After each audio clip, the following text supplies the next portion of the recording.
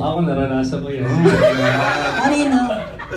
Hindi ako nag-block Ako yung block Pero Block o unfollow o unfriend? Baka ay, Kilala na namin? Kilala?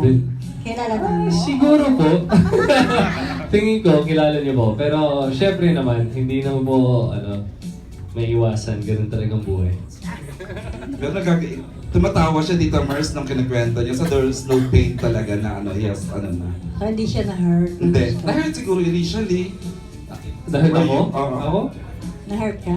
Social media lang yan, tita. Yeah.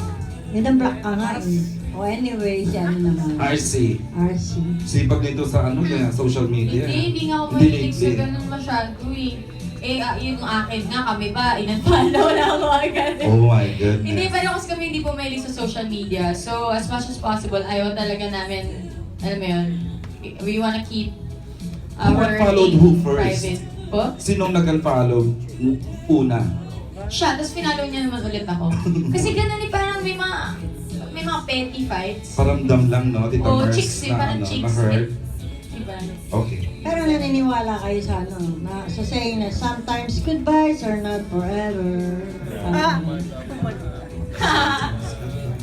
Ayoko na umasa. Opo, ewan ko. Si Jeff.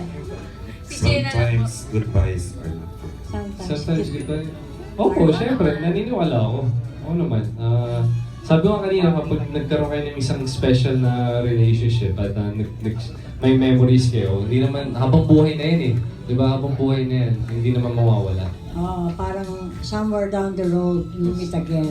Okay, Yes. thank you.